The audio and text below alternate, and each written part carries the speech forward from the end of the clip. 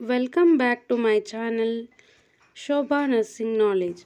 Today I am discuss about size and color coding of IV cannula. Let's start our today's topic. IV cannula ಒಂದು ಸಣ್ಣ plastic tube. ಇದನ್ನು ವೇನ್ನಲ್ಲಿ insert ಮಾಡಲಾಗುತ್ತದೆ. Usually hand and ಆರ್ಮ್ನಲ್ಲಿ insert ಮಾಡಲಾಗುತ್ತದೆ. It is used to provide fluid or blood into the body. ಅಂದರೆ ಇದನ್ನು ದೇಹದಲ್ಲಿ ಫ್ಲೂಯಿಡ್ ಅಥವಾ ಬ್ಲಡ್ಡನ್ನು ಪ್ರೊವೈಡ್ ಮಾಡಲು ಯೂಸ್ ಮಾಡಲಾಗುತ್ತದೆ. First I will discuss about orange cannula. Orange cannula is 14 gauge, external diameter 2.1 mm, length 45 mm, flow rate 240 ml per minute. Uses: it is mainly used in trauma, blood transfusion, surgery, ascites puncture, etc. Next, grey cannula. Grey cannula is 16 gauge, external diameter 1.8 mm, length 45 mm, flow rate 180 ml per minute. Uses: it is used in IV fluid replacement, surgeries, blood transfusions, etc. Next, green cannula. Green cannula gauge 18, external diameter 1.3 mm, length 45 mm, flow rate 90 ml per minute. Uses: it is used in trauma cases, blood transfusion, fluid replacement, prenatal nutrition, etc. Next, pink cannula.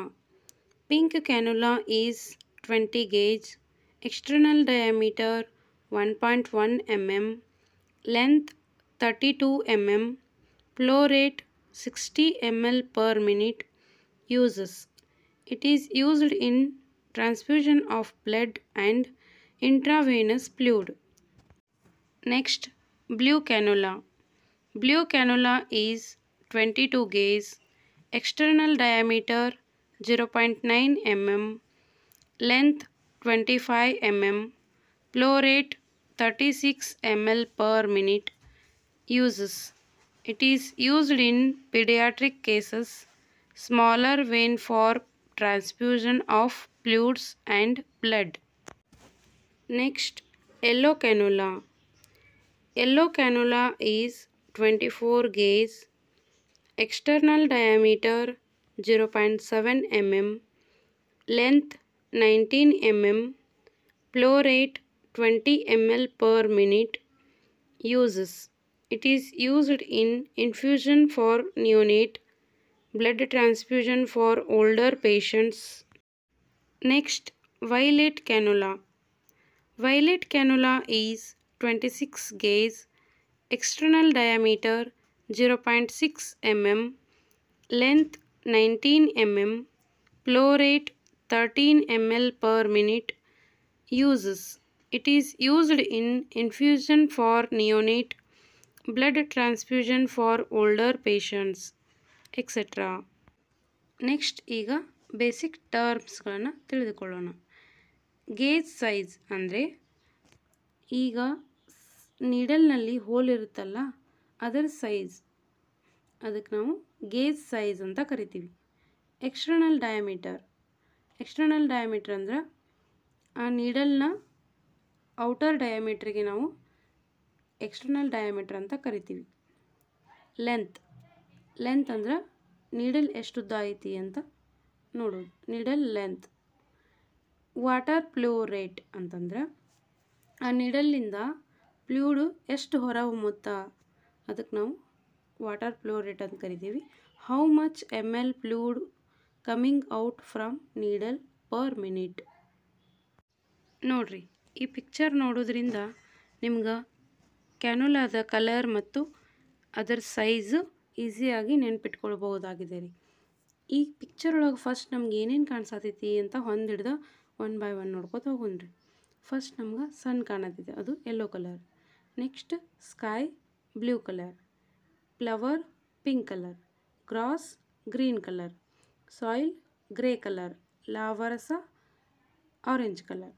ಹಾಗಾದ್ರೆ ಇವಾಗ ಇದರ ಪ್ರಕಾರನ ಕ್ಯಾನುಲಾನು colour ಮತ್ತು ಗೇಜನ್ನು ನೋಡ್ಕೊತ ಹೋಗೋಣ.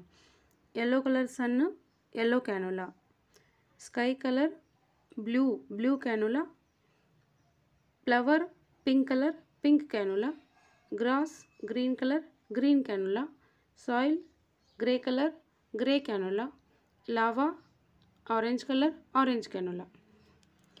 Yellow colour ಕ್ಯಾನುಲಾದು 24 gauge ಇತ್ತಂದ್ರೆ ಅದರ ನೆಕ್ಸ್ಟ್ 22, 20, 18 ಹೀಗೆ 1 by 1 ಬರ್ತಾವೆ. Yellow colour 24 gauge, blue colour 22 gauge, pink colour 20 gauge, green colour 18 gauge, grey colour 16 gauge, orange colour 14 gauge. ಹೀಗೆ ಮೇಲಿನಿಂದ ಕೆಳಕ್ಕೆ ನಂಬರ್ಸ್ ಕಡಿಮೆ ಆಗುತ್ತಾ ಹೋಗುತ್ತದೆ. ಅಂದರೆ ಯೆಲ್ಲೋ ಕಲರ್ 24 ಗೇಜ್ ಇದ್ರೆ ಬ್ಲೂ ಕಲರ್ 22 ಇದೆ, pink colour 20, green colour 18, grey colour 16, orange colour 14 ಹಿಂಗೆ ನಂಬರ್ಸ್ ಡಿಕ್ರೀಸ್ ಆಗ್ತಾ ಹೋಗ್ತಾವೆ. ಅದರ ಪ್ರಕಾರ ನಿಮ್ಗೆ ಫಸ್ಟ್ಗೆ ಮ್ಯಾಲೆ ಏನೈತಿ, ಅದರ ನೆಕ್ಸ್ಟ್ ಏನೈತಿ, ಅದರ ನೆಕ್ಸ್ಟ್ ಏನೈತಿ, ಅದರ ನೆಕ್ಸ್ಟ್ ಏನೈತಿ ಅಂತ ಒಂದು ಸಲ ನಿಮ್ಮ ಕಣ್ಣು ಮುಂದೆ ಈ ಪಿಕ್ಚರನ್ನು ನೆನ್ಪಿಟ್ಕೊಂಡ್ಬಿಟ್ರೆ ಅದರದ್ದು first and last gauge number ನೆನ್ಪಿಟ್ಕೊಂಡ್ಬಿಟ್ರೆ ನಿಮ್ಗೆ ಸಾಕ್ರಿ, ಈಸಿಯಾಗಿ ಗೊತ್ತಾಗ್ಬಿಡ್ತಾವೆ. So thank you for watching.